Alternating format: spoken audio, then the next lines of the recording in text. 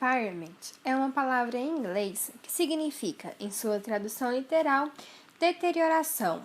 É uma regra segundo a qual a companhia deverá efetuar periodicamente análise sobre a recuperação dos valores registrados no imobilizado e no intangível, segundo o parágrafo 3º do artigo 183 da Lei 6.404 de 1976. Ou seja, é a desvalorização do ativo ou sua depreciação. Tecnicamente, trata-se da redução do valor recuperável de um bem ativo. Na prática, quer dizer que as companhias terão que avaliar periodicamente os ativos que geram resultados antes de contabilizá-los no balanço. Cada vez que se verificar que um ativo esteja avaliado por um valor não recuperável no futuro, ou seja, toda vez que houver uma projeção de geração de caixa em valor inferior ao montante pelo qual o ativo está registrado, a companhia terá que fazer a baixa contábil da diferença. Com a mudança na Lei 11.638 de 2007, o tratamento dos ativos por impairment foi modificado para se adequar em seu contexto no controle patrimonial. É necessário, então, verificar o real estado do ativo para que seu lançamento contábil seja correto. Para isso, é necessário realizar os testes apropriados relativos ao impairment para constatar a veracidade do ocorrido, documentando também a variação de valores de registro e também o déficit no fluxo de caixa especulado do ativo, ratificando a diferença entre os valores apresentados nos processos de contabilidade. As metodologias para avaliação da recuperação de ativos são estipuladas na NBC TG01, dentre as quais a estimativa do valor em uso de um ativo. Como já dito, impairment é uma palavra em inglês que significa em sua tradução deterioração. A empresa deve fazer uma análise da recuperação dos valores no ativo imobilizado e no intangível.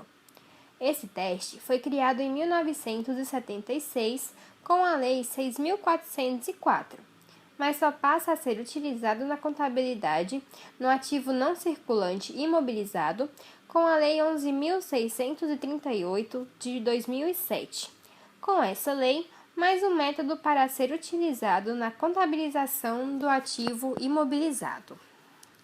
O impairment tem por finalidade verificar a possível redução no valor recuperável dos seus ativos de longa duração, para ajustar seu balanço patrimonial. Mais do que apenas uma das exigências da Lei 11.638 de 2007, os testes de recuperabilidade pode ser uma ferramenta bastante útil para que gestores possam fazer a correta avaliação do patrimônio de suas empresas. O teste de impairment deve ser realizado, no mínimo, anualmente, quando a empresa vê a necessidade de verificar a possível redução no valor recuperável dos seus ativos de longa duração, para ajustes no seu balanço patrimonial. O teste de impairment dos ativos é uma obrigação acessória das empresas, sejam elas grandes, médias, pequenas ou micros, optantes pelo lucro real, presumido ou simples.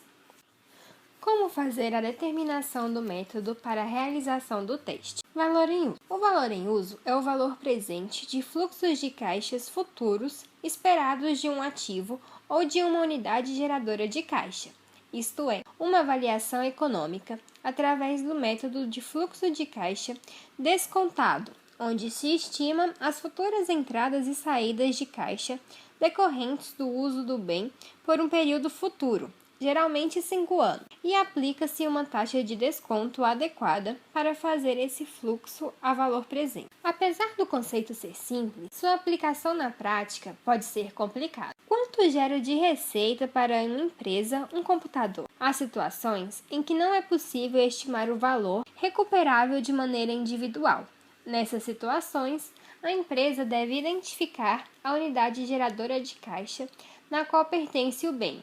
O pronunciamento técnico CPC 01 define unidade geradora de caixa como o menor grupo identificável de ativos que gera as entradas de caixa. Logo, uma unidade geradora de caixa pode ser uma divisão, uma unidade de negócio, uma linha de produção, um estabelecimento comercial e etc. A própria empresa deve exercer julgamento para identificar sua unidade geradora de caixa. Dessa forma, quando o teste de impairment for realizado para uma unidade geradora de caixa, seu resultado será válido para todo o conjunto de bens que compõe essa unidade: máquinas, equipamentos, móveis, entre outros.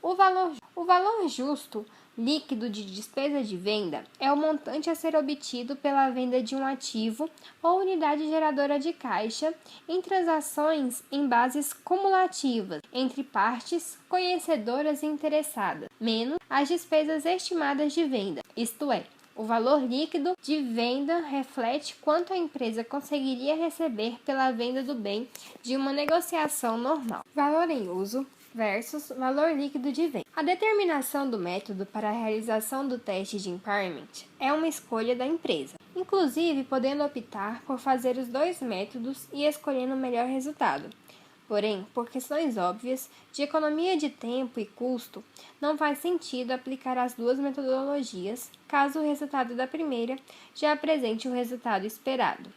Resolução do CFC 1292 de 2010, item 19. Porém, caso, por exemplo, uma empresa faça o teste pelo método do valor justo líquido de despesas de venda e o valor apresente uma perda, nada impede que a empresa refaça o teste pelo método do valor em uso, escolhendo então o outro caso apresente um resultado melhor. Na prática, para bens tangíveis, o método mais utilizado pela maioria das empresas é o valor justo líquido da despesa de venda, por ser uma avaliação mais fácil de se realizar, de compreender sua metodologia. Por exemplo, é muito mais fácil avaliar o preço de venda de um carro do que seu fluxo de caixa. Outros obstáculos na avaliação pelo valor em uso podem ser a preparação e separação das informações, subjetividade das premissas e até mesmo a preocupação com relação ao sigilo das informações sobre receita. Vale ressaltar que, em algumas situações, o método do valor em uso pode ser o mais adequado, por exemplo, para avaliação de ativos intangíveis, como, por exemplo, software. Outro exemplo no qual o método do valor em uso é a melhor opção é para avaliar máquinas de fabricação própria. A execução. Realização do teste de determinado o método, o próximo passo é a sua execução. A empresa pode tanto fazer internamente, desde que tenha os profissionais adequados e habilitados, como contratar empresas especializadas. Realizando o teste, deve-se então comparar o valor contábil e o valor recuperável do bem. Se o valor recuperável do ativo for maior do que seu valor contábil, não será necessário nenhum registro. Porém, se o valor recuperável for menor do que o valor contábil, a empresa deverá efetuar o ajuste, debitando-se a conta de despesa de perda por desvalorização de ativos e creditando-se uma conta redutora do ativo. No gráfico, podemos resumir a mensuração da perda da seguinte maneira: uma máquina de uma linha de produção cujo valor, ao final do exercício, apresente os seguintes valores: valor original, custo de aquisição, R$100.000, depreciação acumulada, R$41.666,67, valor contábil, R$58.333,33. Ao fazer o teste pelo valor líquido de venda, verificou que o valor de mercado dessa máquina diminuiu mais do que o esperado. Assim, a equipe de engenharia avaliou o valor justo líquido da despesa de venda desse bem em, por exemplo, R$45.000. Como o valor recuperável é menor do que o valor contábil, perda, essa mesma empresa contrata a Affix Code para avaliação pelo valor em uso. O economista responsável, então, analisa o faturamento obtido por essa máquina e seu histórico e política de manutenção, montando, então, a seguinte tabela. Vamos considerar uma taxa de desconto de 25%. Trazendo a valor presente o valor recuperável dessa máquina, seria dado pela fórmula: valor recuperável igual. Uma nota.